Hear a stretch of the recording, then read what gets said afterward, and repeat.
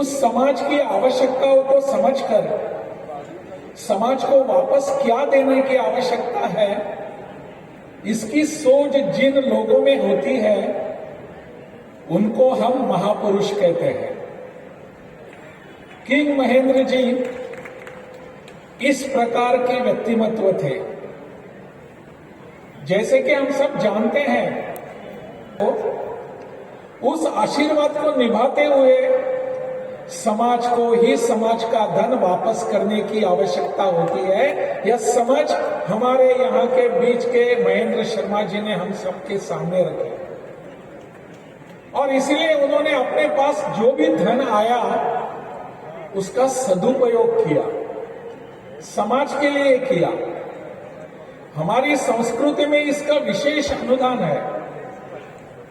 हमारे संस्कृति में, हमारे इतिहासों में और परंपराओं में हमको कहा गया है कि आप उसी उतने ही धन के अधिकारी हैं जिससे आपका पालन पोषण होता है और जितना आपको चाहिए उतना आप आपके पास रखिए और भगवत कृपा से जो आपको मिला है वो फिर से भगवत कृपा से ही समाज को अर्पित कर दीजिए। इसी परंपरा को निभाया है, केवल निभाया है ऐसा नहीं, यह परंपरा हम सबके सामने रखी है और इसी परंपरा का अनुपालन उनके अनुज, उनके छोटे भाई उमेश शर्मा जी कर रहे हैं। कितनी सुंदर बात है। इसी परंपरा को अपने परिवार से आगे निभाने की जो आवश्यकता है उसका पालन करने वाले उनके भाई हमारे साथ यहां मंच पर बैठे हुए हैं। समाज में ऐसे उदाहरण आने की आवश्यकता होती है। हम हमेशा कहते हैं कि जो समाज ने मुझे दिया उसको हमने फिर से अर्पित करने की जरूरत है, परंतु बहुत कम लोग ऐसे होते हैं। हमारी संस्कृति ने हमको बहुत कुछ दिया है, बहुत कुछ हमारे सामने रखा है और ऐसे युग पुरुषों के लिए समाज हमेशा ही निरंतर याद करता है। हम जब आते हैं, हम कुछ बड़े बनते हैं तो केवल मेरा कर्तृत्व है, मेरी कार्य क्षमता है, ऐसा नहीं होता।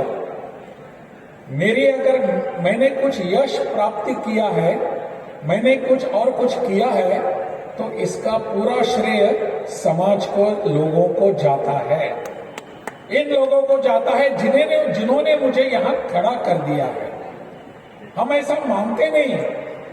हमारे इतिहासों में ऐसे अनेक उदाहरण हैं, हमारे परंपराओं में ऐसे अनेक संदर्भ मिलते हैं कि जहां जो हमको समाज में दिया है उसी के कारण हम समाज के सामने खड़े होते हैं। केवल ऐसे व्यक्तित्व ही नहीं, राजा भी जो होता था वो राजा भी समाज के लिए समर्पित होता था। कभी हमारी परंपराओं में हमने देखा है, राजा का जब राज्याभिषेक होता था और उस समय राजा अपने हाथ में दंड लेता था और दंड लेकर राजा कहता था कोदंडास्मि। जो दंड हाथ में था उसको लेकर राजा सबके सामने कहता था राज्याभिषेक के समय, कोदंडास्मि, मुझे कौन दंड कर सकता है, मैं तो राजा हूं। उस समय वहां के जो पुरोहित होते थे वो सब राजा को बताते थे, हे राजन, धर्म दंडास्मि, आपको धर्म दंड करेगा। धर्म का अर्थ पूजा पाठ नहीं, धर्म का अर्थ होता है समाज, पूरा समाज, पूरी जनता, आम जनता जो होते हैं आप और हम जैसे, वो आपको दंड करेगी। राजा को भी बताया जाता था और उसी दिन से राजा समाज के सब समर्पण करके राज्य करता था। यह हमारे अनेक उदाहरण हैं, हमारे सामने ऐसी अनेक बातें आती हैं। इन बातों को उजागर करने की आवश्यकता है, सबके सामने रखने की जरूरत होती है। मुझे लगता है इसी का अनुपालन होने की आवश्यकता है। नहीं तो यहाँ बहुत लोग आते हैं और बहुत लोग चले जाते हैं। इनका कोई स्मरण नहीं करता, इनको कोई याद भी नहीं करता। परंतु जिनके मन में समाज की प्रतिमा हमेशा के लिए, निरंतर के लिए रहती है, समाज ने हमको दिया है, उसी समाज को कुछ देने की आवश्यकता है, उनके मन में जब होता है तब वो समाज के समक्ष खड़े रहकर समाज के अर्पित करने वाले काम करने के लिए बाध्य होते हैं। ऐसा विचार उनका होता है। और ये जो भवन वगैरह हम देख रहे हैं तो उसी का प्रतीक है। शिक्षा जो होती है, शिक्षा समाज को आगे ले जाने वाली शिक्षा होती है। शिक्षा का मूल उद्देश्य क्या होता है? शिक्षा का मूल उद्देश्य व्यक्ति निर्माण होता है और व्यक्ति निर्माण से राष्ट्र निर्माण होता है। इसलिए हमारे इस परंपरा में शिक्षा का बहुत बड़ा महत्व है। मुझे खुशी है कि हम इस प्रांगण में यहां खड़े होकर इस कार्यक्रम को संपन्न कर रहे हैं और यहां बैठे हुए सभी, लगभग सभी शिक्षाविद हैं। आप भी शिक्षा के प्रति अत्यंत उत्कृष्ट भावना रखने वाले लोग हैं। हमारे बीच में शिक्षा जब जब कम होती जाती है तब तब हम पीछे हट जाते हैं। हमने उदाहरण अनेक सारे देखे हैं कि हमारे बीच में जो शिक्षित होते हैं वो समाज में सामने आते हैं और समाज के लिए कुछ करने के लिए प्रवृत्त होते हैं। इसी भाव को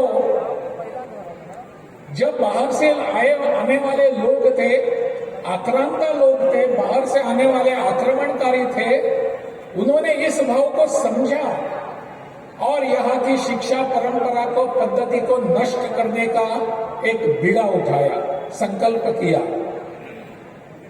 हाँ, आप सबको जानकर बहुत आश्चर्य होगा कि हमारे देश में आज हम साक्षरता का अभियान चला रहे हैं और उस साक्षरता का रिजल्ट क्या आता है? हमारे बिहार के बारे में कितने साक्षर थे, ऐसे जब हम रिपोर्ट पढ़ते हैं आज की तारीख में, तो लगभग 60 या 70% ही हमारी साक्षरता है। साक्षरता का अर्थ शिक्षित नहीं है, जो पढ़ते हैं लिखते हैं उतना ही, उनको हम साक्षर कहते हैं। परंतु जब बाहर से यहां ब्रिटिश लोग आए, ब्रिटिश लोग जब आए उस समय 1813 में एक सर्वे हुआ था जो 1850 के लगभग प्रकाशित हो चुका था और उस सर्वे के अनुसार सर्वेक्षण जब हो चुका पूरे भारत भर में, वहां उनकी कमिश्नरी होती थी, मद्रास प्रेसिडेंसी होती थी, बॉम्बे प्रेसिडेंसी होती थी, कोलकाता प्रेसिडेंसी होती थी। उनके जो प्रेसिडेंसी के जो वहां उनके लोग होते थे उनको उन्होंने सर्वे करने के लिए कहा और सर्वे करने के बाद 1850 के आसपास जो प्रकाशित हुआ तब पता चला कि इस देश में साक्षरता जो है पूरे अपने देश में, वो साक्षरता उस समय जब ब्रिटिशर्स यहाँ आए थे उस समय लगभग 90% थी, 90%। और जब यहाँ से ब्रिटिशर्स चले गए, अंग्रेज भारत को छोड़कर चले गए, तब फिर एक बार 1948 में, 47 में तो चले गए, 48 में और एक सर्वे किया गया और उसमें देखा कि हमारे यहाँ की साक्षरता और लिटरेसी क्या थी। तब पता चलता है कि हमारे देश में जब ब्रिटिशर्स यहाँ भारत छोड़कर चले गए तब हमारी साक्षरता लगभग 25% थी। कहाँ हमारी 90% साक्षरता जब ब्रिटिशर्स आते हैं बाहर से, और यहाँ जब ब्रिटिशर्स चले जाते हैं तब हमारी साक्षरता लगभग 25% होती है।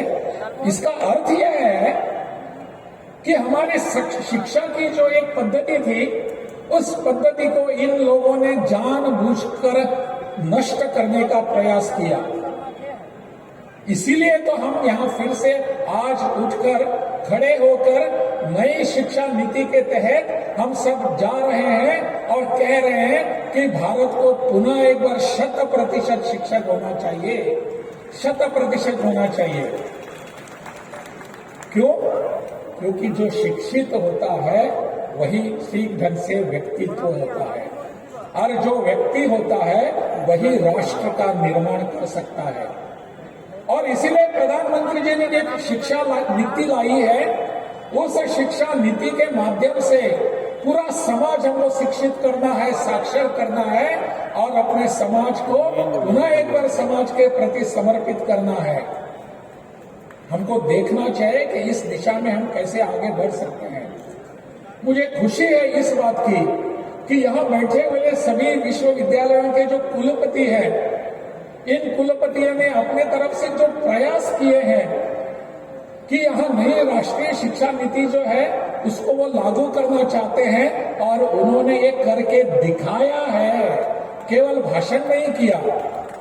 मैं उनको बहुत बहुत धन्यवाद देता हूँ, क्योंकि इन सब लोगों ने अपने प्रयासों से सब लोगों को साथ में लेकर नई शिक्षा नीति यहाँ लागू कर दी है। ऐसी शिक्षा के बारे में जब जागरूकता होती है, उस समय समाज में परिवर्तन आता है। मुझे लगता है ऐसे भवन जो निर्माण हुए हैं, इन भवनों के 4 दीवारों के अंदर ऐसे संस्कार युक्त शिक्षा की आवश्यकता है जो यहाँ हो रही है। इसलिए आज का दिन विशेष है। हम सब मिलकर इस दिशा में जाने का प्रयास करेंगे कि हमारे समाज के लिए क्या चाहिए। हमारे समाज के लिए ठीक ढंग से, परंपरा से एक शिक्षा चाहिए। वो शिक्षा देने का संकल्प हम यहाँ से करके जाएंगे। हम सब इससे जुड़ जाएंगे।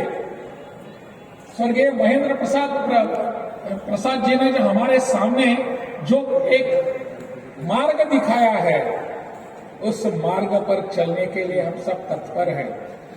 आगे जाने की आवश्यकता है।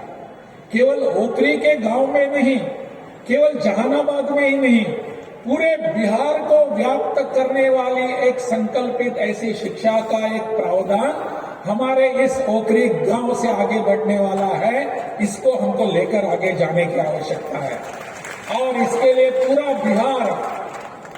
बिहार हमारे ओकरी गांव के और जहानाबाद के निवासी हैं, उनको बहुत बहुत धन्यवाद हमेशा के लिए देते रहेंगे। इस विषय को हम आगे लेकर जाएंगे।